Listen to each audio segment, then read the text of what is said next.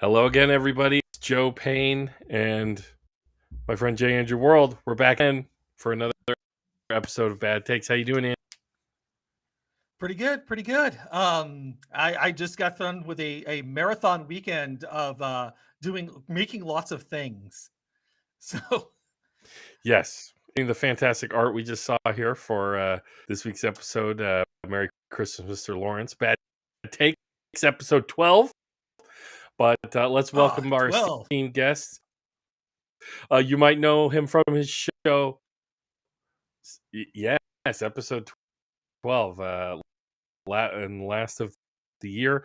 But let's say to our distinguished guest. Of course, you might know him from Protonic Reversal, his show, or from your other movie show, Andy, movie Night Extravaganza. It's Conan Neutron. Welcome, Conan. How you doing, sir? I'm gonna apologize very good, in advance for my internet, everybody. But how you doing, sir? I was like, if he doesn't apologize for the internet, I'm bailing. I'm very cool. And we also, Michael McGuinness. Can I say it also? Conan Neutron, the Secret Friends, my band as well. Okay, yeah, that's for my internet, but we also have. Of course, I apologize. Let's also get on our for our second guest. That's Michael McGuinness. We know him as Mac. He goes by that as well. There he is, host of You Don't Know History. How you doing, Mac? What should we call you? Oh, I'm kicking, man. I'm kicking, dude. I'm just enjoying the fact that I had tonight off, my first night off after working 2 jobs, every day for, 3 weeks. So I thought nobody wanted to work anymore. What the hell? I mean, that's Conan. That's what everybody's telling me. But I have my own feelings on that, and if we have time, we can talk about that. But we kind of have a subject we got to dive into first. It also is the end of the year, so we can definitely reflect on what a year it's been. But we're here to talk about, as Mike said it before we got started here, a profoundly weird movie. Merry Christmas, Mr. Lawrence. This is a Japanese new wave film, and it's kind of a crossover of British and Japanese artists or actors and composers. That another part I found really compelling. But I know we usually start with the trailer. We'll look at that, but just first impressions. I mean, it's kind of weird. Like, this is not really a holiday themed movie. I think Christmas is like kind of part of the plot, but this is a POW movie. Yeah. And we of course have changed the world to blame for making us watch this right before the holidays. I mean, it's about as much a Christmas movie as Die Hard, right? Like, it kind of alludes to the holiday. Andy, so I could lump it in there. Santa Claus is in this. Remember, the guy's like, I am Father Christmas. Yeah, so it's great. Yeah, what was it? Sergeant Hada. Like Chris Whitman's in the movie. Funny thing. This is his big break in Japan, because up until this point he was known as like the foremost, best known comedian, and nobody knew this dude could act. And when the movie came out in Japan, he was mocked for it. Because his performance is wild. And then the foreign press, everybody else saw it with no clue who this dude was, and they're all just like, "Oh my god, this guy's brilliant!" And so he got reassessed in Japan, and now he directs Yakuza movies. That's awesome. And of course, one of the other principals, the Japanese cast, is Ryuichi Sakamoto, who's major well-known composer and musician, but this is like he wasn't known as an actor either. And he did the music for this. Yeah, and he did the music, which actually soundtrack bangs, man. It's a great man. The score was outstanding. Very cool. Like, did you listen to the single? No, I didn't. But it just like watching the film, right? With the score, like, you need the music to time up to the scene to kind of tease out the emotion before it even kicks off. And if we're gonna say, I don't have anything really bad to say about the movie, but it was just like, it was fucking weird. But like it set the emotional tone with the score the entire time, which I thought was really good. Like, it was good enough to where like you weren't getting the terror, like, like pulled out of you, like you knew something was coming, you just didn't know what.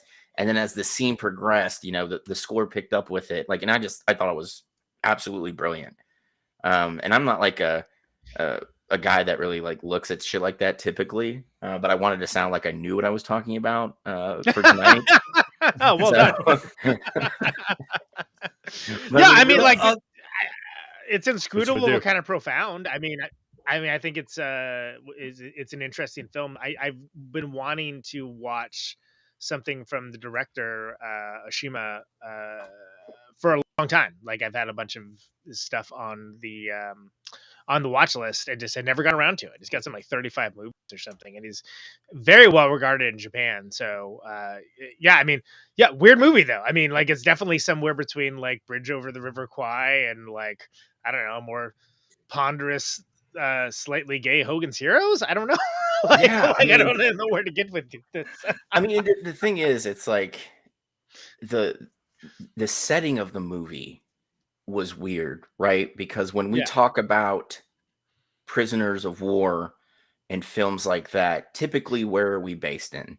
Like, honestly, you're looking at Bataan in the Philippines. You have that horrible Bruce Willis and Colin Farrell legal procedural based in a POW camp, which was in Europe, right? But you don't, I mean, this is the other thing, like getting into the history part of it, you don't hear a lot about the Japanese occupation of what is then known as the Dutch East Indies, but now the country of Indonesia. You don't hear about it very often. And people, they kind of focus on the Japanese occupation of China, which is very important, and discussing and Lord knows the Chinese King and everything. Like every third Chinese movie I watch is about that.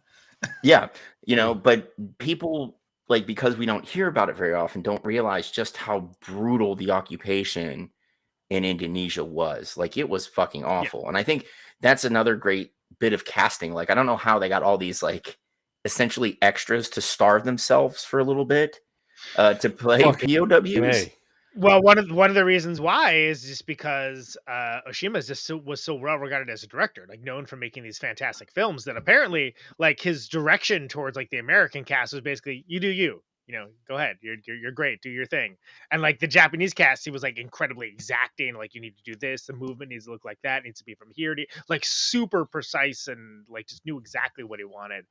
And but like, he just wanted to be. But then, like, by the same token, you got like David Bowie and like Tom Conti and stuff. He's like, just do your thing. Just do your thing, man. But strangely, it worked, because this, I think I've seen now every movie that David Bowie has been in, and this is his best acting work, I think, which isn't this is my favorite movie he's been in, but he's legitimately like very good in this, and he's good at this in the like way that like he has rock star swagger, right? And that's what you need for that character. Is he like, and again, that's one of the reasons why he was picked. He saw him in a stage play of I forget what it was, so some stage play of some kind, and just saw he had like presence, and he had the presence that for that character, because that character doesn't work if you don't believe that they can't be like, an imposing presence, leader among men, someone that can inspire hope and in a dour situation, but then also be somewhat of a wild card. And so like it worked out fantastically because of that. He's I mean, you had to have somebody that you could believe jumped in behind enemy lines with just 4 other subordinates, right? He's a little crazy too. Exactly. Like, and I think he pulled that off, and especially when he's initially being interviewed, like when we first get introduced to him, right? He's got, like you said, that swagger of like this major who's batshit crazy, who was running with 4 other batshit crazy people, right? And he's got big, what I call that guy. Guy energy. Oh, that guy. Reminds me of Steve McQueen in The Great Escape. He's kind of that character with a bit of an emo, more of an emo vibe. Similar vibes. But I mean, I think the casting was amazing. And I'm with you, Conan. Like, when I think David Bowie, like, what's the biggest part that sticks out in his like filmography? Well, his package in Labyrinth, if you can. It's Labyrinth, right? It's always Labyrinth, right? So like, Yeah. you watch that movie and you're just like, dude, David Bowie's weird, and especially if you don't know about his like musical journey and stuff, like that even like kind of adds to it. But I agree with you, man. And I love Labyrinth, and we definitely Oh. love discussing David Bowie's package on Yeah. Night Extravaganza for sure. But like, Yes. as a performance, like he's great being a weirdo, but as like an actual acting performance, he's kind of being David Bowie with a crazy outfit and very visible. He just got more Muppets Stick with out him this time. Yeah, Yeah. there's more Muppets. Yeah, exactly. Yeah, imagine if there had been Muppets in this movie. Huh? Oh my gosh, can you imagine this entire film? It's just David Bowie playing his character, and everybody else is a You Muppet. got Muppet ritual suicide going on. Just the Just all ribbons that popping out. And there's like a hand just like sitting there. Yeah, Oh. exactly. By the way, having nothing to do with the My Muppets, God. one thing I do want to point out, good depiction of seppuku. I think that's how you say it, right? The Japanese ritual suicide that I think is often misunderstood in Western culture, and the idea that, and again, it just so happens I've been watching a lot of Star Trek lately and thinking about Klingons, but the whole idea of like honor and literal death Honor before culture. dishonor, and that being so ingrained in the culture, yeah, that like it's it's a thing, and it's actually depicted rather well here, because like when you get into these like vicious militaristic occupations, but then also have all this like just absolutely horrible excess energy being spent towards being cruel. I think it's notable to me, and I think it's depicted well. The fact that it is brutal, and it's Yeah. something that is part of their culture, and like it is considered like it's a machismo thing as well. But like it's deeply ingrained in the culture, and it's all over the place. I mean, you get one like in the first 5 minutes where it's like, oh, all right, here we go, laugh some party and times. that could be something like after we get further along and into the film, we can talk about like the weird kind of dichotomy between, and it was brought up many times, right, in the movie, between like the Brits, the one conversation where they're like, why didn't you just kill yourself? About surrender. Yeah, Yeah. absolutely. No, totally. And how, rather than surrender, the Japanese would rather die. But for the Brits, it's like we surrender and we still fight while we're in the camp to escape. And so, dissent behind the lines and stuff. So like there's this weird kind of like push and pull when you like going back to what you said, Conan, that kind of machismo, like for the Brits, it's survive and live to fight another day. And, Stiff up a with lip, the old boy. Japanese, yeah, with the Japanese, it's no, literal death before dishonor. Exactly, Yeah, man. Yeah. Hey, do we want to watch the trailer real quick and give everybody kind of the vibes that we're talking about? All right, Andy, I'm going to share the screenplay. Oh, you got it. Everybody has to be subjected to this. I just want to hear the jam, though, the vibes. Yeah. Flowers once, every 5 years. That's all. I'll be back. If aren't flowers again. Cross my heart.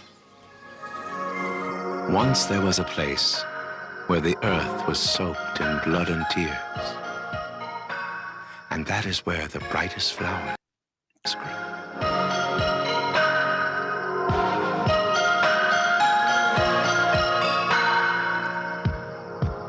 How do you plead? Not guilty. I'm not a criminal. I am a soldier of His Majesty's army. You must tell us your past history. My past is my business.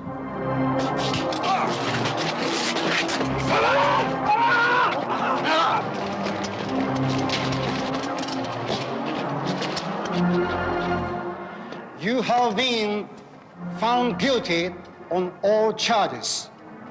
The sentence will be carried out without delay. What kind of man is he? Is he a close friend of yours? No, he's not a close friend, no. Make him well. Heal him quickly. They were a nation of anxious people. And they could do nothing individually. Live in the past, these fellas.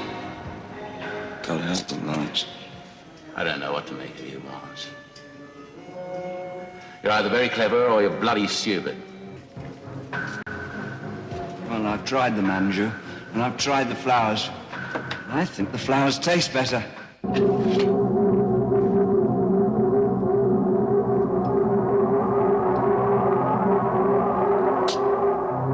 Why will you not fight me? If you defeat me, you will be free. I think it has taken a bit of a shine to you. If he's got something on his mind, why doesn't he come out with it? Who do you think you are? Are you an evil spirit? Yeah. And one of yours, I hope.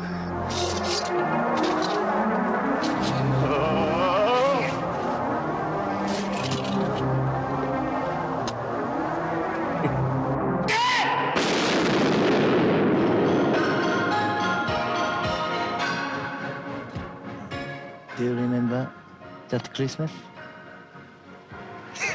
It was a good Christmas, wasn't it? Lawrence! Merry Christmas, Mr. Lawrence. They were all honorable men. But oh, what deeds could be done in the name of honor. Merry Christmas, Mr. Lawrence.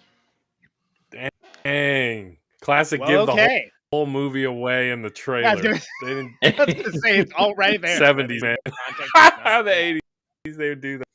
I was like, how do you make Wow. a trailer of this? Oh, you apparently summarize the entire movie. Okay.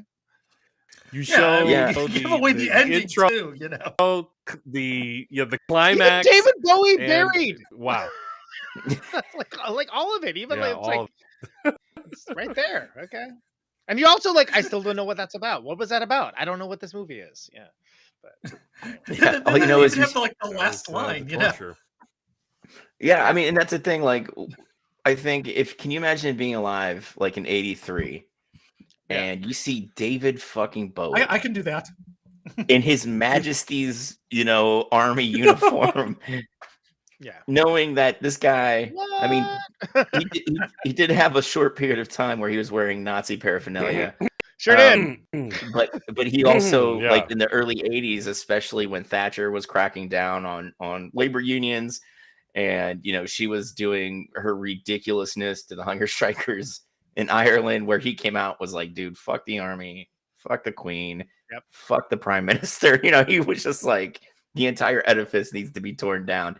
And the thing, just a few short years later, he's playing a major in a movie. But it's all. I mean, but what makes it an interesting movie, of course, is that it is about sort of the lies that people at war tell themselves, and in the name of good, and what is and is not acceptable behavior during wartime, right? But it's.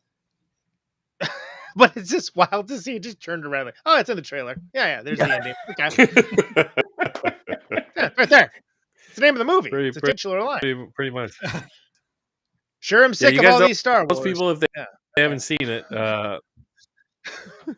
you don't have to go watch it. I mean, I guess maybe yeah, you wouldn't you retain that the whole knowledge. thing, but I mean, I don't know. Maybe you would retain it, maybe you wouldn't. I don't know. But it's just really wild that I don't know.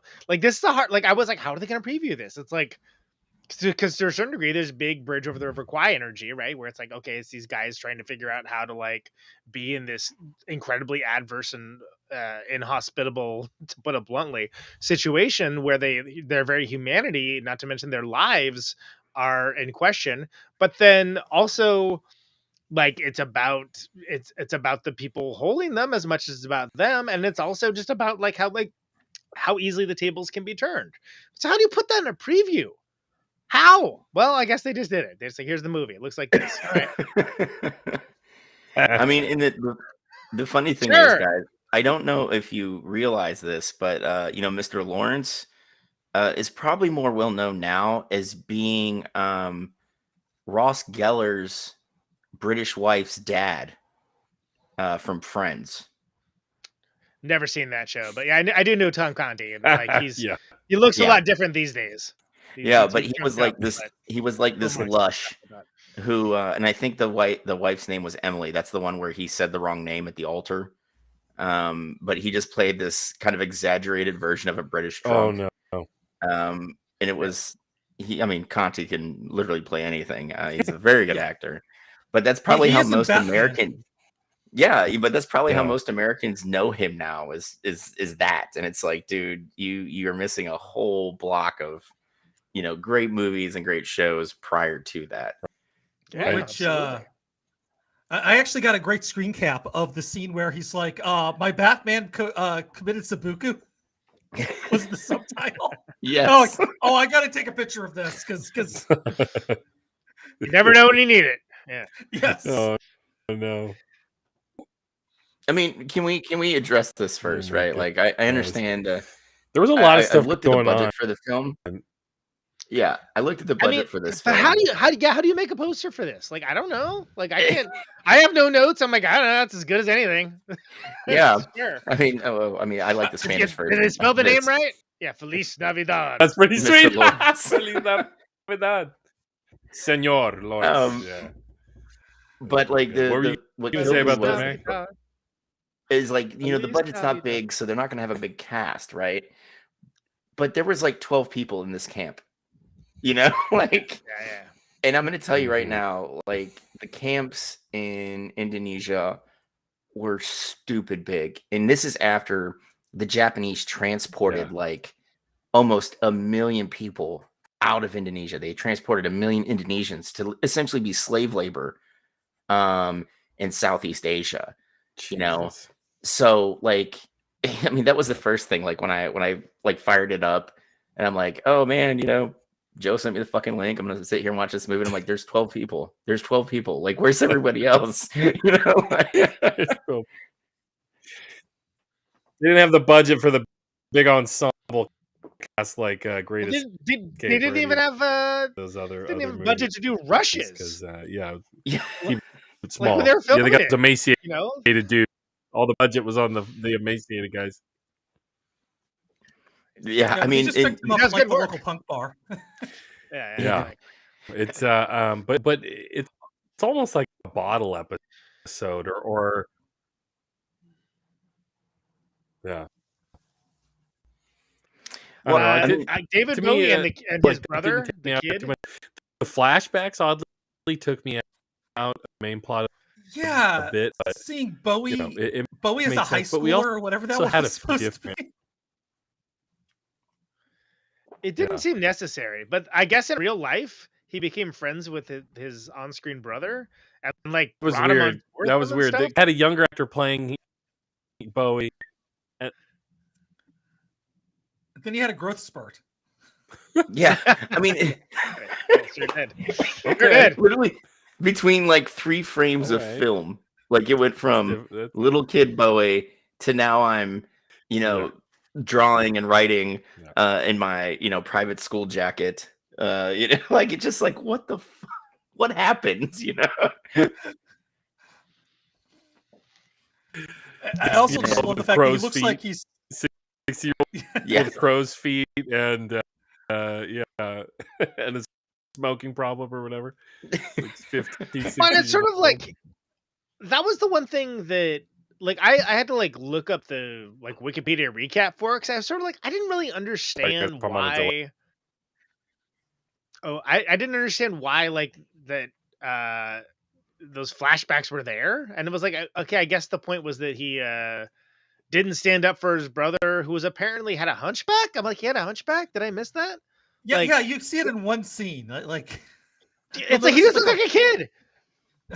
He looked like a kid getting bullied, which is like, like whatever that happens. But I was like, he's got a hunchback. What? No, yeah. They took off his shirt. You see like this like little bump back there. It's the let me see if it's in the photos.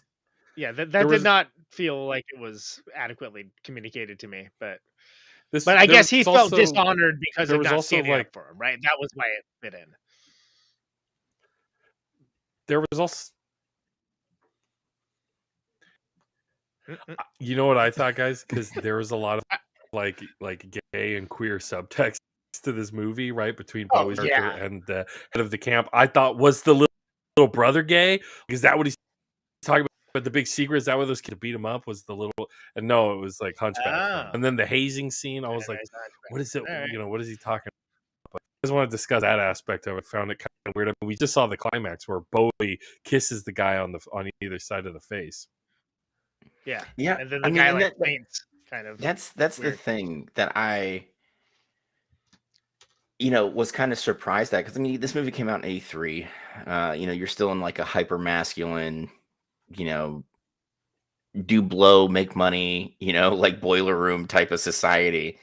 And you get this movie that from the very beginning, you had Sergeant Hara, who is talking to Lawrence and was like, "Are you guys gay?" And they were like, No, I'm not gay. I'm not gay. And he's like, "See, you Westerners are afraid of being gay." He's like, "We Japanese, not so much." Like, yeah. Little thing about me. Yeah. And I was just like, you really, it seemed like they shoehorned a lot. Like, we talked about the flashbacks, which kind of, I think, threw things off a little bit. And then you've got like this kind of like, for lack of a better term, like this homoerotic, kind of like vibe that the captain, Captain Hanoi, or Yanoi is like expressing towards Sellers, right? And it's just like, there's a lot going on. I mean, can you blame him? It's David Bowie. Yeah, I mean, but I think most folks would have a similar reaction, right? Isn't the actor who plays Bowie? Isn't he's the composer who helped co-write this bitch and synth, right? So these were two, in the context of their own cultures, these are two male pop stars, like playing with the idea of queerness and authoritarianism, imperialism, like that. That's where I was kind of like very, very surprised at what was going on, and it's like indicative of this kind of new wave style. But I also like some of the classic Japanese filmmaking stuff that you see in it. Big wide shots with a lot happening with many characters at once and stuff like that. Sorry, I know there's a time delay with my internet, but go That's fine. Mishima was the big inspiration behind the character who was the guy in charge of the camp, and they actually were thinking of naming the character after Mishima, but decided not to because he is the estate of Mishima was very litigious. They're Night Extravaganza. Movie Night Extravaganza. Conan brought the movie Mishima to us, which was Paul Schrader, the guy who wrote Taxi Driver, and stole John Lurie's last beer, cigarette, and pile of cocaine. And Mishima Life in 4 Chapters it's an incredible movie, but it's batshit. Like, it's crazy. Yes. It's legitimately crazier than this, but it's sort of like how because Mishima before he did like a militaristic failed junta to bring back the emperor, where he was like, "All right, who's with me?" And everyone's like, "Not us." And then he's like, "Well, guess I'll commit ritual suicide." Before he did that, he was like We're famous good. author and a very popular one.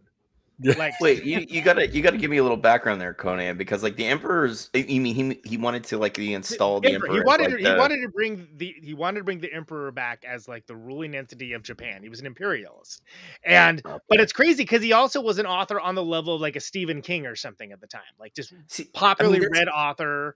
So he's this really interesting character, and then he also in a later period got really into physical fitness and became like he had all these dudes around him that were just like lifting weights and stuff with him and doing like Japanese physical fitness.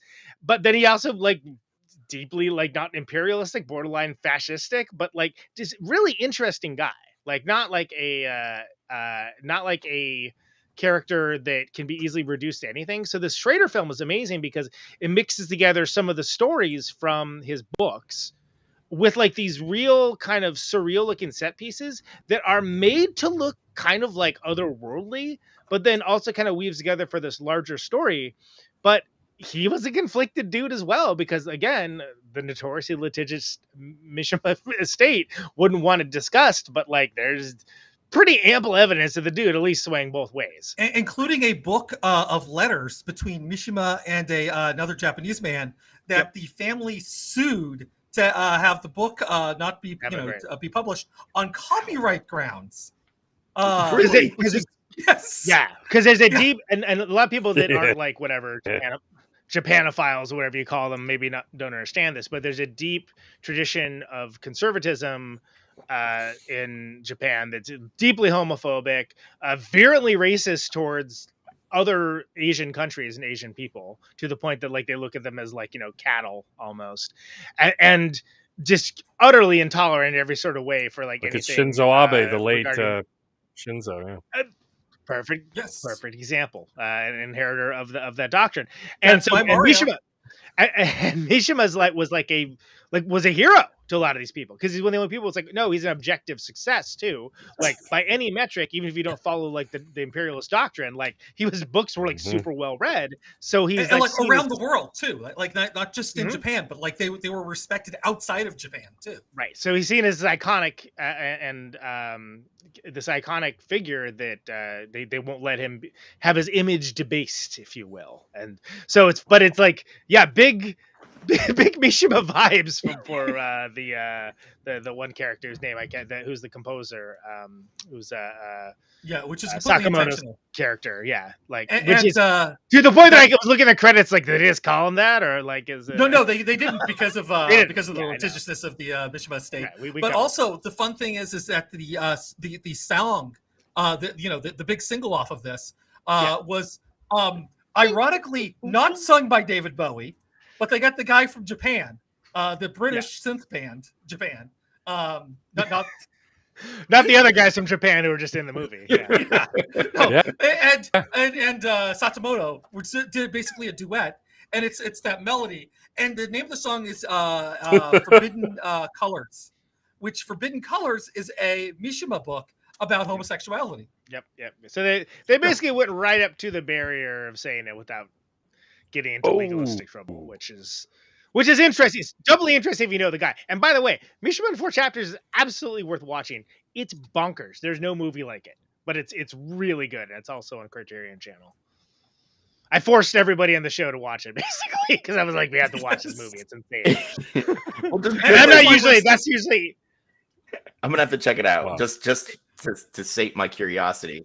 That's usually Andy's beat, but this time I was like, this movie is like beautiful, but it's like nuts. We have to watch it.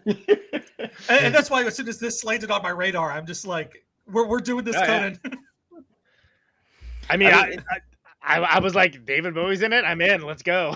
Yeah, and it like for me, like it tickled the history like in me. Like I wanted, like, this is something I want to like pursue as a vocation eventually when I have time to go to like grad school and shit. But like like I was saying earlier, this is not a widely covered subject. The Japanese occupation of the Dutch East Indies, and like, just I'll sum this up as quick as I can. But I mean, you have to understand, the Indonesia was still occupied when the Japanese surrendered, right? Mm-hmm. Like they had a foothold there.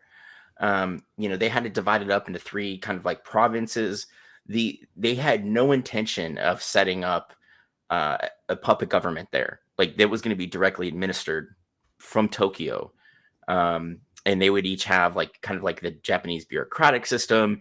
Like it was, they ran on Tokyo time.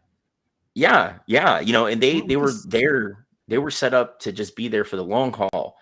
Because, up until literally the day the bombs fell, the Japanese fell, they were still going to pull this out. And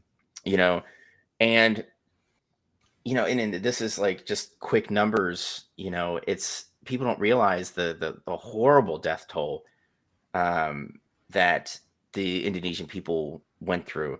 I've read articles and things that really bemoaned the loss of like the Dutch colonials that were there that were murdered, and there were about 30,000 of them that died.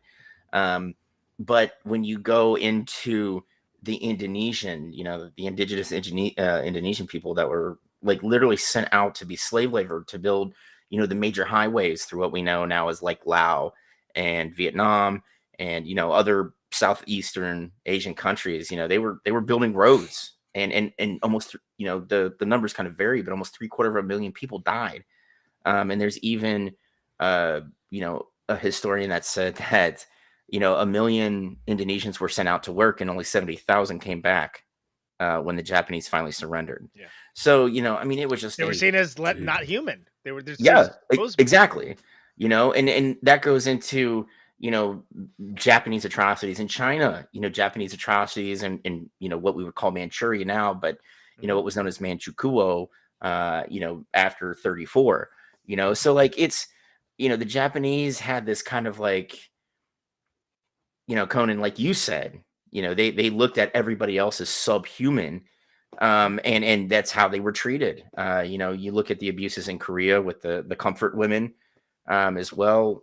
Absolutely, I was going to bring that up. There's a fantastic movie called Handmaiden that's Park Chan-wook, which is all about 30s Korea, that era of Japanese occupation. It's amazing. It's really great. I like Park Chan-wook a lot. And for people that don't know, Decision to Leave is what everyone's kind of focused on now. But same guy who made Sympathy for Mr. Vengeance, Sympathy for Lady Vengeance, Old Boy is the one most people know, and Stoker. But yeah, Handmaiden is like one of the most underrated movies in his pantheon. It's literally about all that, because guess what? He's a South Korean film director. So did he do the Schwarzenegger flick Last Stand? Was that Park Chan-wook? You know, I don't know. Let's see. I can consult my local internet though. I'm just trying to remember off the top of my head. But yeah, Decision to Leave is supposed to be great. I can't wait till I can see it. Yeah, but I mean, it was, you know, just has anybody seen absolutely nuts. Oh, sorry. Oh, it's Ji-woo Kim. Ji-woo Kim did Last Stand. It's 2013. I don't even know this movie. Johnny Knoxville was in this, and Jamie Alexander. Wow. Yeah, it's a weird little movie. Basically, a bunch of drug dealers are going to come through this town, and Arnold Schwarzenegger is the only person who can stop them. Oh my gosh! So that could not be more different than what I was talking about, and could not be a more different dude. Yeah, but since we're on the topic of movies, if that's what you're looking for, hey. If there's anybody who could stop a drug deal, it's got to be Arnold, and Johnny Knoxville's got to be the dealer, right? Like, no, I'm not even gonna look. Oh, he's the sidekick. Oh my gosh! Right. No, but the reason why I got it confused, he did. Ji-woo Kim did Good, the Bad, and the Weird, which is another film set during Japanese occupation of Korea, and it's a fun, wild western. They call it what is it? Isn't that like it's kind of a pseudo remake of Good, Bad, and the Ugly, right? Yeah. With the guy from like all those movies we love. You know, from Parasite. Snowpiercer. He's in The Host. He's in going back to, strange enough, getting back on topic, Sympathy for Mr. Vengeance and Sympathy for Lady Vengeance. He's also Memories of Murder, which Memories of Murder is Bong Joon-ho's one of his like least known movies, and it's fantastic. I mean, all his movies are great, but they're very different. But yeah, that guy's been in like 4 different Bong movies, and 2 Park Chan-wook movies, and it's, supposedly that movie Taxi Driver, A Taxi Driver, I think it's called, is supposed to be great too, which he's also in. That guy's like all over the place. But anyway, that's got nothing to do with this movie. But yeah, it looks like The Good, Bad, and the Weird is like basically like a Korean take on Good, Bad, and the Ugly. So and definitely worth your time watching. I've seen it multiple times. It is fun. Is it a good thing of what history? What are some other themes in this? What are some other themes in this that kind of? Well, I think there's some cool hand Luke here too, right? I mean, like seriously, there's like that kind of like when David Bowie like starts eating the flowers is just like the sort of like, I guess this is how I'm gonna rebel, like, and it doesn't make sense. It doesn't excite anybody or bring anybody to like his side, but it's like, wow, that dude's nuts. Like I think that's like a really kind of like, it goes to show the kind of mindset that they're all in, and the kind of world that they're living in, and how he chooses to deal with it, which is, you know, basically control the reality however he can. And then, but I think most poignantly, and again, we're seeing in this still right here, like where it's very clear that like another, another key character is gonna get killed. He's gonna get got, right? And he jumps up, goes over to the guy, kisses him, and then gets buried in the sand but then also you hear again they said it in the trailer, so I don't feel like I'm spoiling it. Like when the other cats in the English jail, like awaiting trials for war crimes and stuff, he talks about how like, oh no, he took a lock of his hair and like with him. So basically like there was some deeper meaning and poignancy behind it to him for this deeply conflicted person that like couldn't reconcile like these emotions, but also like just chose to act out cruelly, like marching out all of the prisoners, including the injured ones. Like, no, they need to come out too. Wow, dick. And like one guy even like dies because of it, right? Like, but that's how like lost in his pathos he is, which just goes to show you, which says a lot for like war camps. But yeah. Yeah, Captain Yanoi was a weird character, right? Because like at the beginning, you can tell he's like a younger officer, and it happens in wartime where, because they're a privileged family, they're going to get commissioned. And then you got Sergeant Hana, who you could tell has been in the military forever. Just look at the dude, right? Like, and his he wears those years on his face to a certain degree. And his level of give a shit is just non-existent. That's why he's such a weird cat throughout the entire movie, right? And he's also from a poor family too. Let's not forget about the class difference. Which I mentioned at the end. Probably why he got in trouble for just following orders, basically doing what everybody else did. Yeah, it's none of the rich kids. Although to be fair, that's not a good defense because but that typically same those camps were run by the sergeants like that. So exists in the English as well, right? Like you saw that with the two characters as well. Yeah, it all depends on who wins, who ends up in the clink. Yeah, and look at whose corner are you going in front of? Going back to like that class issue. Look at the initial camp commander, right? The English guy. He asked Lawrence, "Where did you go to school?" Lawrence didn't go to a private school. Yeah. Right. He just went to college and got commissioned that way, but he wasn't one of those like, I started out in private schools and then I went to Eton, and it was just one of those like upper crust Brits. Right. So like, that's another theme that's kind of teased out throughout the whole film as well. Class dynamics among officers on both sides. Interesting. Yeah. And then you have, but like, he was like, for me, like, especially when you first get introduced to him, when he's in the courtroom questioning Salyers, right? He's asking him all these kind of like, procedural things, where the other two people on the court were like, tell me your fucking name, tell me. It was just kind of badgering him. And then it seems like from there, he's just, did you put your name in the goblet?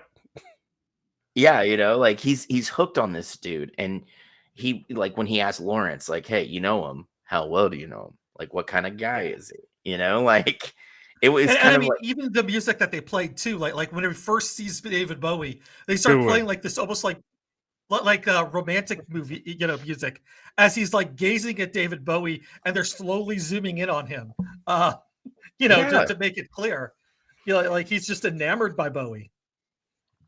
Yeah, but it goes. Why would you be?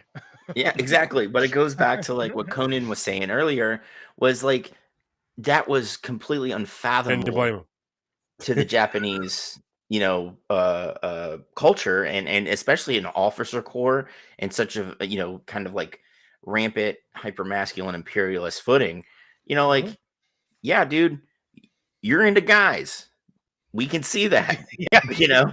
Probably would have saved a lot more lives if you could have acted on that. Yeah. Exactly. Yes. That's what I was just getting ready to say. That, like, if you could have just maybe, I don't know, given into him, maybe that camp would have been a much better place to be at, even though you're a fucking prisoner of war.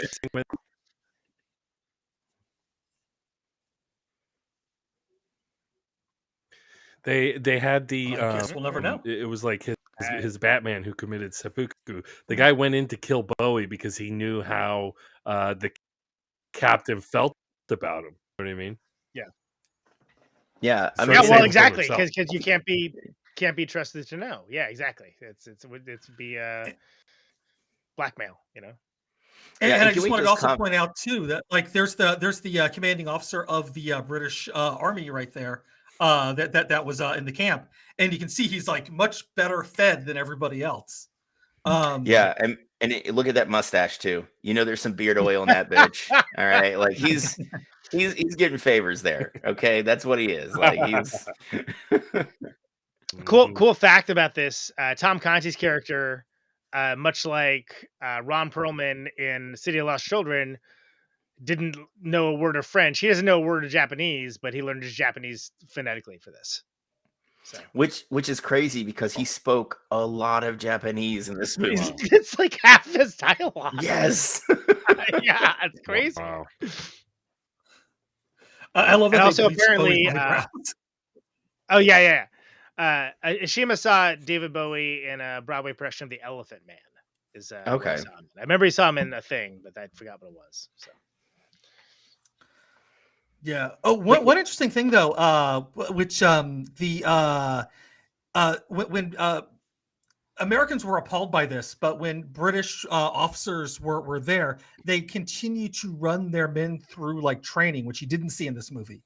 But they would no matter how tired and emaciated they would still run drills.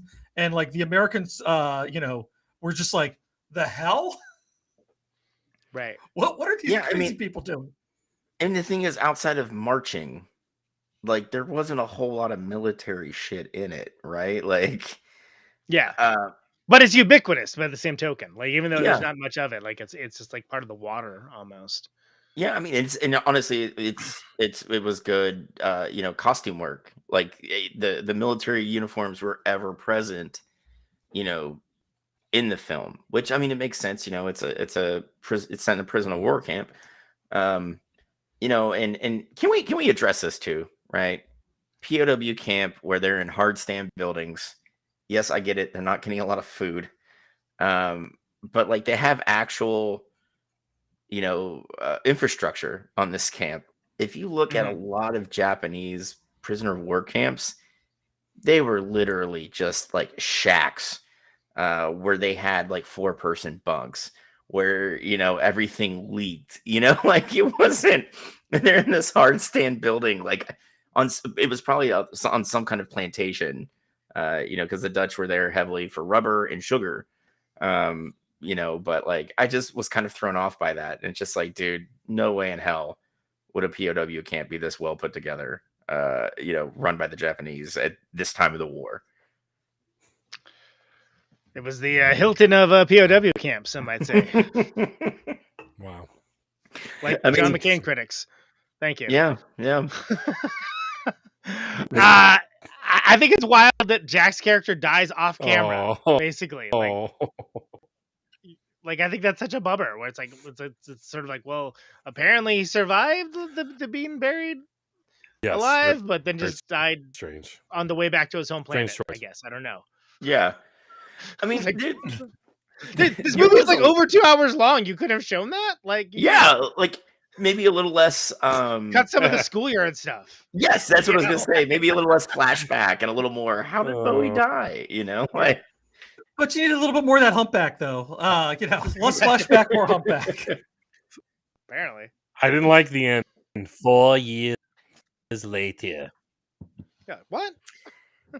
Yeah, I mean, and that was a thing. And this is probably a bit of the history that the movie got very, very correct. Like, if you look at like the Japanese occupation on like the Pacific Islands, which were very officer heavy, and at certain points, like Japanese generals were cooking American POWs for like not because they ran out of food, but because they wanted to, because they had it in their head that the livers of human beings would like rejuvenate them and make them better warriors, right? And if I remember correctly, only 7 or 8 of them were ever like put to death during the war crimes trials. Post-war, but like, you have to think the final war crimes trial in Japan didn't end until I think 49. So like they hit it that a lot of these officers did not they didn't pay the full price for the crimes they committed. It was the NCOs that did, like Sergeant Hana. I'm going to tell you right now, Sergeant Hana, that dude was given a fucking short drop, off like he was stretched out by his neck. And that I think that was, like I said, one of the things that the history they hit on the nose, because the Japanese officer corps that fought against the Allies in World War II during the kind of reshuffling of the Japanese military post-war, when MacArthur was still in charge, a lot of those guys were still in charge of their defense force. And but they still ran, POW camps. They ran, the slave labor battalions that built the roads across Southeast Asia. They were horrible in their carrying out of war crimes. But for MacArthur, especially, considering he ran Japan as his own kind of little fiefdom, he was like, no, they're essentially the gentry of Japan. We can't be too harsh with them. We have to, he was the guy that insisted on the maintenance of the office of emperor. He's like, we can't get rid of it. We can kind of have it be there like they do in the UK, where it's largely ceremonial, but we still have to have it. So like it was absolutely, I thought they hit the nail on the head with that one. That, we see the sergeant sitting in the war crimes tribunal, or pending his charge through the war crime tribunal, but you don't see any of the officers. Yeah, and I love this one. Yeah. It's about some dudes eating flowers. It's great. Yeah. It's a red flower too, so people are like poinsettias, right? Like there's God. I mean, I've seen so many like picture art, or poster art for this movie. And the thing is, I didn't even know about it until Joe was like, "Hey man, you want to like watch this and come on and talk about it?" Well, yeah, and it's apparently pretty well regarded. Like it was like it decent is at least critically regarded. I don't know if it was like a financial success. It wasn't surprised. Yeah, I mean, it made 2.3 million worldwide. That's pretty good. Yeah, I mean, what was the budget? I'm trying to find that. I got somewhere in here. Yeah, it's got to be, man. But like, see, opening week in U.S. and Canada, it made $99,221, and it was released August 28th. The weekend of August 28th, 83. It said. Well, with a preview like that. Yeah. What am I watching? That's great. What is this? You see David the trailer. Bowie's in a POW camp kissing dude? It's like, what's happening? Yeah. I mean, they didn't get people in the seats with that slow synth jam. Yeah. Yeah, romance, Jesus.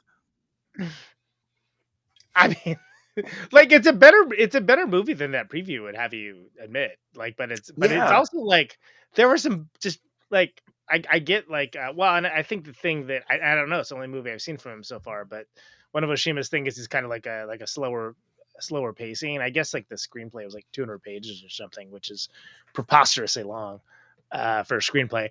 But I mean, it's not only just ponderously paced, like it's like, again, we've harped on it many times, but these flashbacks, like what's up with these flashbacks? Like, do these basically the only reason you need those flashbacks is to know that at some point in his life, David Bowie felt like that his character felt that he had a loss of face, like he was acted dishonorably, so he understands personally like like why like honor is such a big deal. But it's sort of like, do you really like a little half-hour mini movie prequel for that? I don't know. Like, I'm sorry his brother had a hunchback. I wasn't even aware. I just thought he was getting bullied like literally any other kid. I only noticed it like when you only see it for like just a moment, but they take off the kid's shirt and you see like this fin on the back of his body. But how do they? Yeah, I don't know. I feel like that did not get over. And for as much time as it was like, oh, here they're running around the pastoral wilderness, and okay, cool, that's right on. What are we doing now? What is happening? But And then like the weird thing too is his brother was supposed to be like a musical genius, and Bowie's like, I don't sing. I wish I could. Yeah, I mean, it And was then he sings the badly back- too in that one scene. yeah, Well, and then- which is great. It's always so So it's like it's hard to see somebody who can sing attempt to sing badly, just like it's hard to see somebody who can play an instrument attempt to play an instrument poorly. But like he actually does a good job of singing badly. yeah, I mean, in like if they would have just cut that out and just like had Bowie sitting in like the cell with Lawrence, just like talking about it, I think it would have been more impactful, I think. Yeah, and it would have improved the pace of the movie because like we're humming. And it's like, here's the movie, here's the flashback scenes. Like it just hey, you want to see a hunchback kid? All right. Yeah, Let's ride. Sure. I mean, yeah, and like it does such a good job. I mean, well, because I think the ponderous space thing is like part of the mood, right? The mood is like, yo, they're in like a POW camp, not at the Indy 500. Stuff moves like very slowly. And like there's not a lot of hope here, so there's not a lot of impetus to like really like engage beyond like what keeps you sane. Like it does a good job of showing that, but it also like is in the runtime. Yeah, and the thing is, it's like I love when they introduce Bowie's character like into the camp, right? Yeah, like at that point, that the Strafing Jack is that his nickname, if I remember right? Yeah, Strafing Jack. When you know that it's the end for mustachioed former camp commandant, right? Like he's done, because like he's a similar rank as Bowie, and he and Lawrence are just like oil and water, right? They're not getting along at all in any way, shape, or form. Oh yeah. So then you have like this agent of chaos, which is Sellers, coming into this camp, who's like, yeah, I got this bag of flowers for the dead Dutch guy.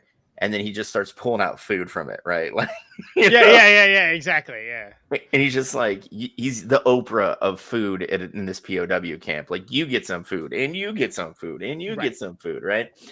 And then, he's telling people, like, they're like, oh, shit, it's a surprise inspection. What's the first words out of his mouth? Don't waste the food. Just eat it. I'll take the wrap. I don't care. Right. It's just like, you're like, what the fuck, dude? You've been here 28 minutes and you're already like kicking the hornet's nest, and it just taking over. Yeah. Yeah. It was, I mean, and that's, again, it goes back to like being the commander of a detachment that jumped in behind enemy lines with, there's 5 of you total and you're the only one that walks away. Like, this, I think he really portrayed that kind of like, yes, I'm in His Majesty's army, but I'm kind of like this wild card, all at the same time. So like, I'm with you, man. Like I thought that was a great casting decision. I think this is Bowie's best like on-screen work. Showed a lot of range. I mean, let's face it, if you can play a major as well as a 16-year-old kid with crow's feet, like you are fucking on top of your game. Yeah, all right. Is he held back a couple grades? Why is he still there? Is this the Orchard of the Goblin King? Yeah, exactly. At a certain point, he just like put him in the castle. We can't. Yeah. Because I actually tweeted out a picture of Bowie in that costume. Now, really quick, guys, what do you think about? Because something I read. Well, it was Ebert's review of this, and he was bitching, moaning, complaining, which is what he does best, about that there are the dichotomy of the English actors and the Japanese actors. And he was saying, oh, the English actors, they act very proper and well and very British, and the Japanese actors are over the top, and it takes you out of the film. And I just totally disagree, because I thought illustrated just the different cultural modes that you saw within these characters, the whole dynamic of the story. Well, again, to the point that like that was in the direction, like the Japanese characters, the actors that were Japanese were all like like meticulously like overmanaged directed, right? Like where they were like directed in such a way that like their every movement was like, it needs to be like this, it needs to look like that, it needs to be this, you react in this way to this, when this happens over here you do that, like just meticulously planned out. And like, what was his direction to like Conti and Bowie? Yeah, you guys just do your thing. Yeah. Right. And the thing is, though, as well, like people like read. You can tell Ebert did not look at the historical aspect of it all. Look at some of the people who survived the camps, who have been very, very, it's very well documented that this is how the Japanese camp guards, the people who ran the camps, the camp commandants, this is how they acted towards the people. Yeah. So like it's like when especially fucking Roger Ebert, like, come on, dude, like chill the fuck out.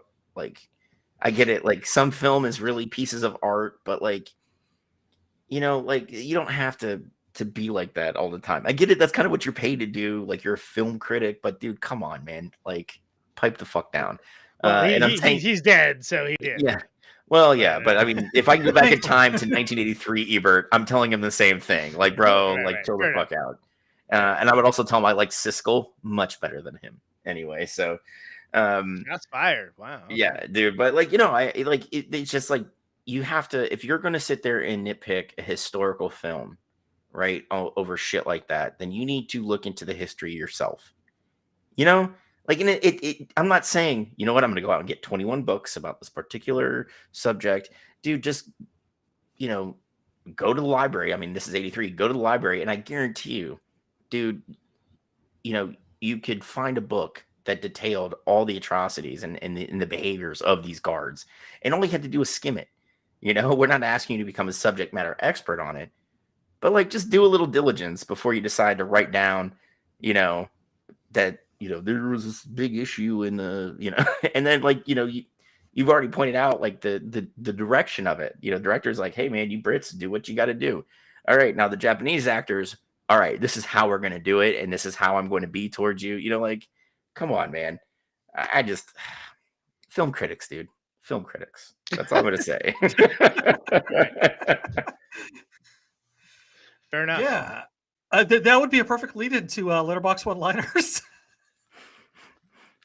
I mean, I was like, do I have? No, this is not our show. This is not. I don't have the bit to do that I would normally do when somebody does something like that. Yeah. Yeah. I mean, like, look, it's. Well, so let me pose this question to you guys: have you seen other films by this director, by Oshima? I have not at all. So this is my first Oshima experience.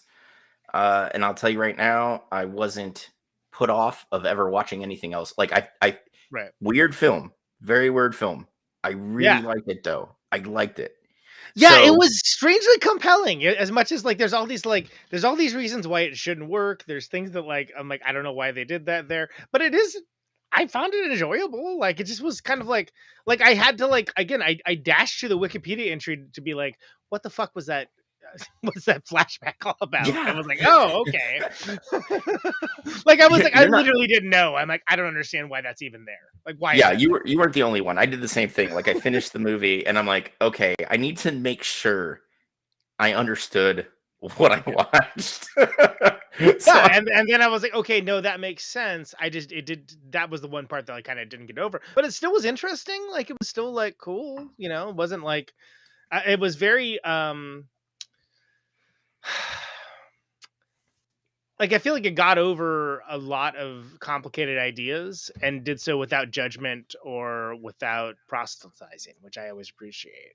Yeah, I agree with you there. Like, and I think that's what was cool, because like you have this like kind of war/history movie with these like other undertones about like how forbidden men being together was in the culture, and then you had like kind of like, again, David Bowie, the hand grenade, throwing himself into this very self-contained environment. Yeah. And then like it had a lot of things going on, but like I couldn't stop watching it. Like, I wanted to at a certain point. Yeah, it's You know? well, because it has like all the trappings of like, this isn't good, and then but they're like, no, actually, this is good. Like, this is interesting. Yeah. Yeah, and that's exactly how it was. I was like, I should hate this, but I Yeah, like, don't. You know? this shouldn't be working. Like, I feel like it's like so I play music, I make records, I tour, all that. So I tend to be like, I try to stay like from position of curiosity rather than judgment, but it's really hard with a lot of bands. It's really hard not to do snap judgments, but it's totally like the kind of situation where you see a band, you're like, this shouldn't be working, but it is working somehow. And like, respect, respect that it's working. I don't know what is making this work, but respect. And I think that's still on it here with the internet, guys. Sorry, but that's something I was really impressed by too.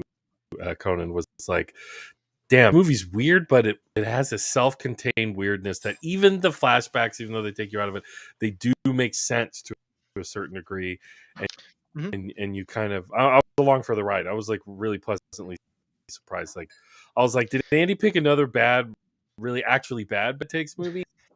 This movie ain't bad. It's really not bad. No, not I at mean, all. how many bad movies have I made you watch? I'm gonna go ahead, Andy, and say it's fewer than Jason Miles has made me watch. See, the thing is, I never get invited on those because he knows that I not only will not watch bad movies, I'm very vocal about it, and it's it's a bummer. So like, but I'm vocal in the wrong way. Like, I'm in a fun way. I'm like, I don't want to be doing this. Yeah, like, well, I mean, dude, I never get invited to those. What he will do is he'll like shoot me a text at like 3 a.m, like, yo, Mac, check this shit out. So like, I wake up bleary eyed the next morning, and I'm like, oh, it's Jason. It's one of my great friends. Here, I'm gonna push.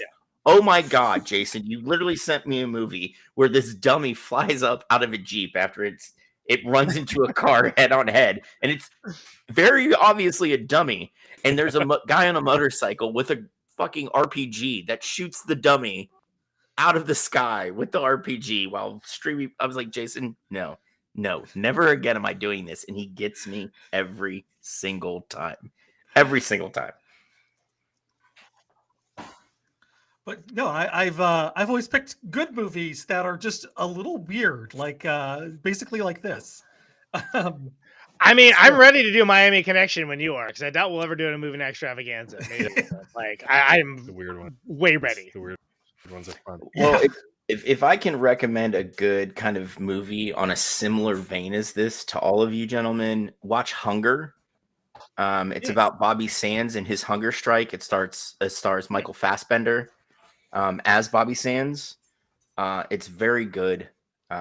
It's very well done, and like when I go to grad school, I want to focus in Irish history and the Troubles and all that. Oh, like, is that the Steve McQueen movie? Yes, I've had that on my watch list for a hot minute. I highly recommend it, my friend. The Bowie vampire movie, but I guess that's a that's the Hunger. I mean, we can do that one too. I mean, there's another the guy who was in Old Boy and stuff did a vampire movie called The Hunger.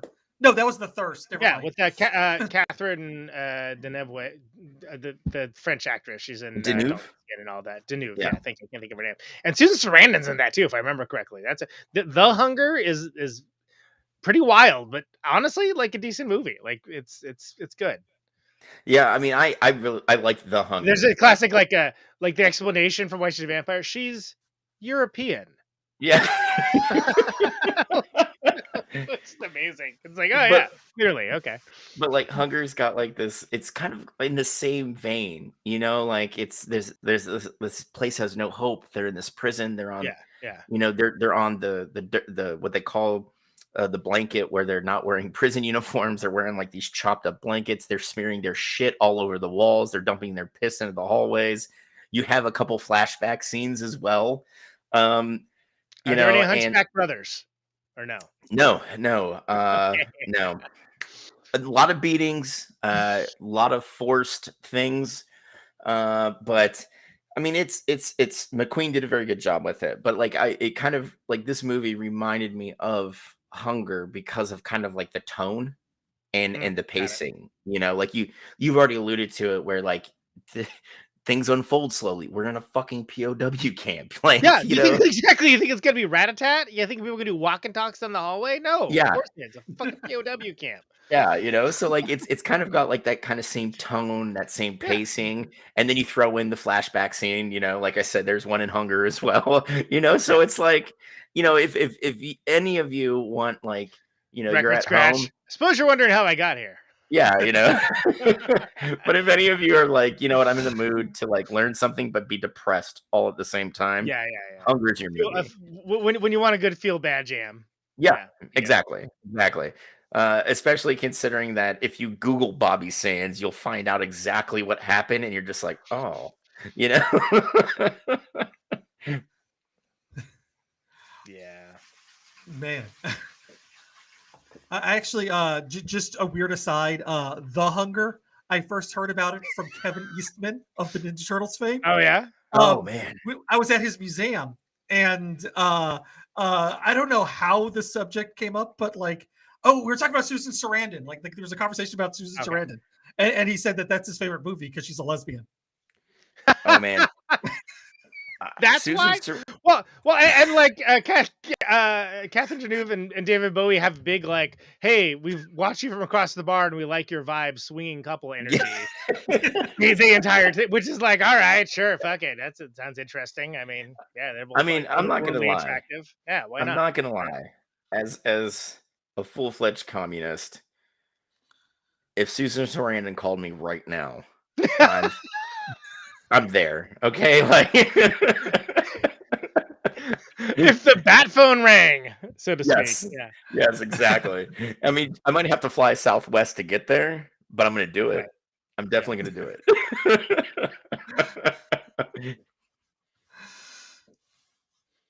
But yeah.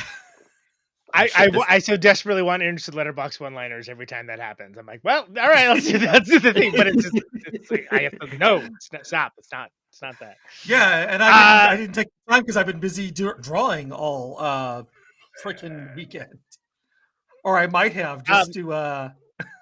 Just to, I mean, it's a good bit, but it is a great bit. It's work, and you're here, so it's work. Yes, It's not like as easy as I make it out to be. It's not as easy to make as I make it out to be to have it be good is the key. But this would be a puzzling one to pull for. I could try to do it in real time. Well, I mean, how how would you recommend this movie to somebody that has no idea about it? Yeah, that's tough. Like, how would you make it like where you pitch it and you're like, you have to watch it? You know, like how? Because I'm at a loss. Because my whole pitch would be David Bowie's in it. David Bowie's in it, and it's one of the best roles he's ever acted in. Is a way if you're trying to encourage people to watch it, right? If your end goal is to get someone to watch it, that's what I would say, and I would not feel bad about saying that. But I would also say it's a very odd movie, and that like it's very ponderous and difficult at times still. Yeah. I know. My review was I was expecting the last line to be "Merry Christmas, Mr. Lawrence," but I was not expecting the freeze frame. Yeah, that was a bold decision, to be sure. I was like, yes, and not a freeze frame. Yeah. Really Merry Christmas, Mr. Lawrence. Yeah. I mean, the guy's on trial for war crimes.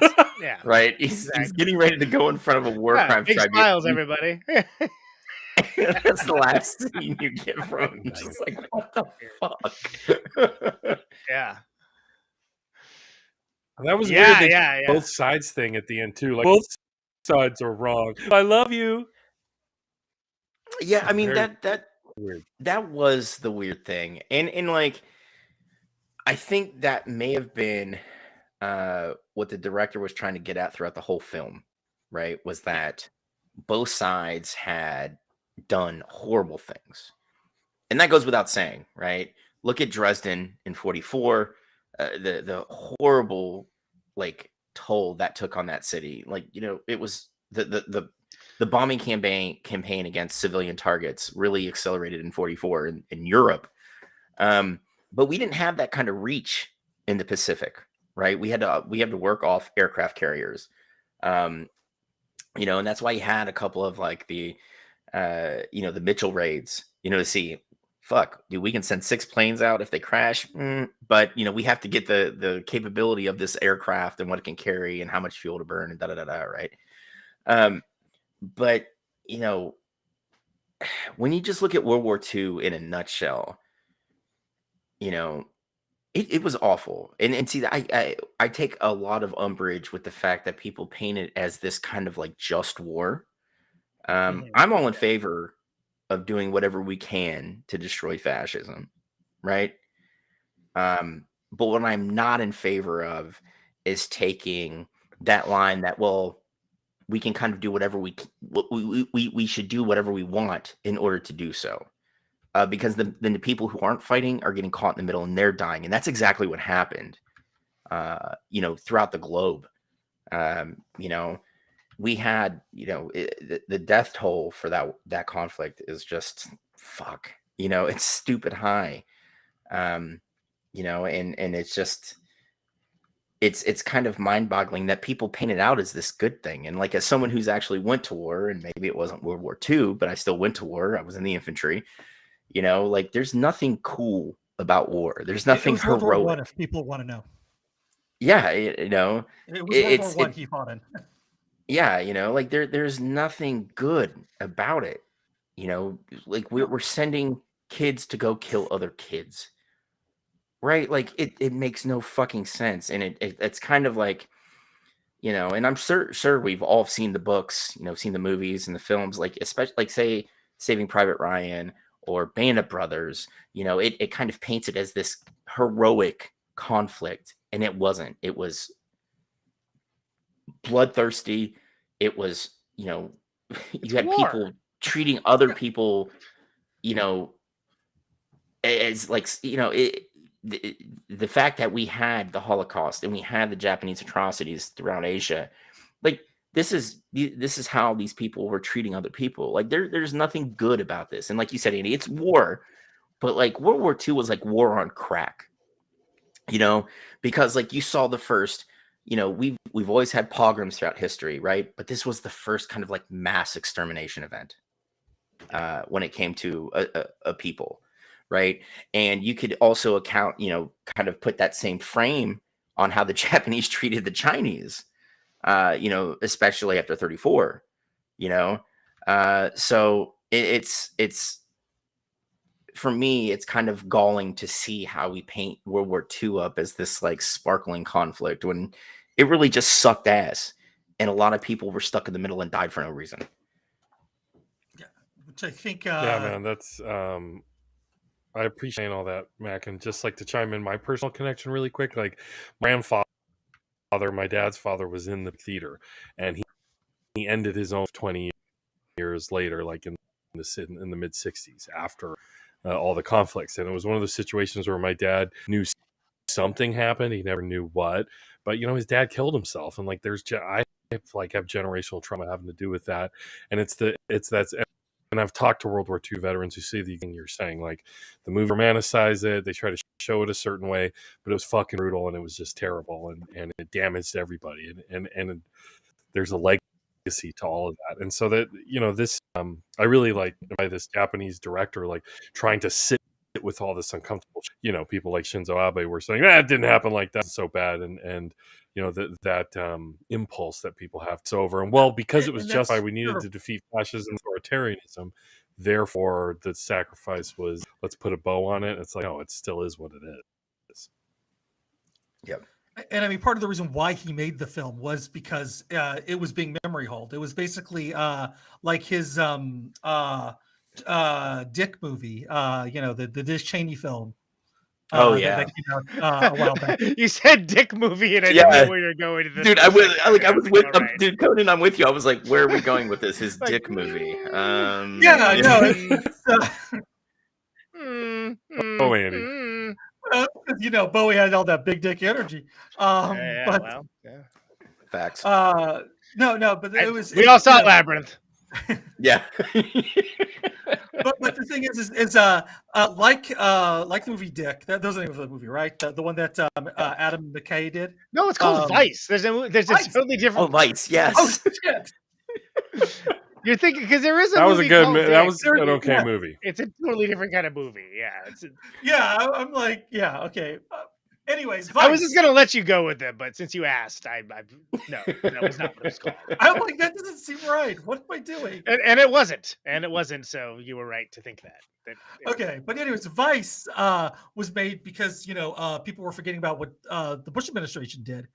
This movie was made in kind of a similar fashion because people were forgetting what was what the Japanese did in World War II, and he didn't want people to forget that because, think about it. Were we ever taught in history class about what happened at the Philippines War? No, of course not. Yeah. No. I still don't know how the Laugh it Vietnam off War ended because they never taught that in class either. Yeah. No, that's real. That's very real. Well, and it's what's the cliche is also true that those who don't remember history are doomed to repeat it. But that's the point. They don't want them remembering history because then people might wise up. And that was the whole point of Vice, not Dick, different movie, that he had for bringing that up is because a lot of people have forgotten that that wasn't that long ago historically, but it was. I went and saw that movie, Vice, and I enjoyed it. It was also too soon.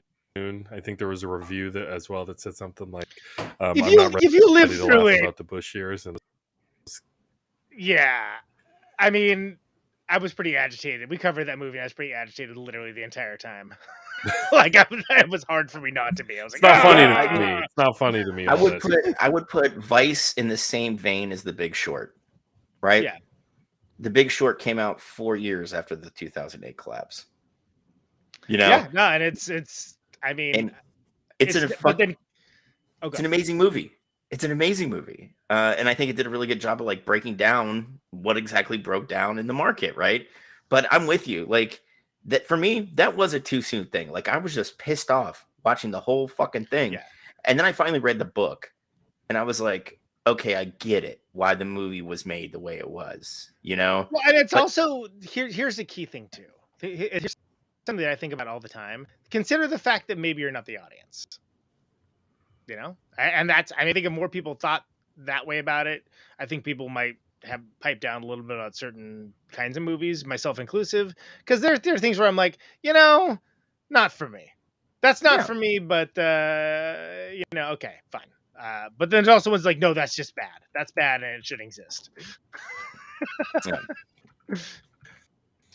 So, guys, my internet, I don't know if I'm here with right now, but I gotta hop off, and I just you guys keep going without me. If you want to, I could actually, if you give me a lot of me fun, man. This has been great. I can actually do the letterbox one-liners. I think it's going to look like shit, but I can actually do it if you want. Because I just decided to do it as see if I can do this as a speed run. I can actually do them, but you're going to need to give me about 3 more minutes here. Well, okay. I too have to head out, guys. I didn't expect us to go this long, but it's almost midnight because I'm on the opposite coast. And I've got to get up and go to the gym at 6 to be at work at 7:30. I think I'm the only Californian person. I'm from California, if that helps, which I guess it probably doesn't. But I live there. I live there for if you want to see a good feel-good movie about Wall Street, check out Assault on Wall Street. It's basically a guy who loses everything, who buys a bunch of guns and goes on a killing spree. That sounds amazing, Andy. Keith David's in it. Oh my goodness. And I will watch that. Yeah, don't expect high art on this, but it's certainly fun. That might be another bad take down the line. Assault on Wall Street. Yeah, I mean it's like Planet of the Apes. It's in the title. Yeah. What's this movie about? My God. I mean, I enjoyed it. Yeah. Merry Christmas, Lauren. You don't know what that is. What is that? I assumed it was literally going to be. I was like, how did you trick me into being a Christmas movie? All right, gentlemen, it was great getting to hang out with you. Still don't know. And I appreciate you leading me on the path to watching this very weird but very, very cool movie. Yeah, thoughtful. I enjoyed. Thanks for having me. Thank you, Mac. Hey, not a problem, Andy. You can take it easy. Joe, you take it easy. Conan, fucking great meeting you, man. Yeah. Take care. Way cool, guys. I could. You want to do the one-liners? I just pulled them. I speed rounded. Why not? Let's do that. Then we can wrap up. Yeah. I mean, like, I don't think those guys understood. I was like, I haven't timed. Like, I was like, no, I've got this. like I've actually got it. But I'm gonna have to make a folder real quick. So give me a second. But yeah.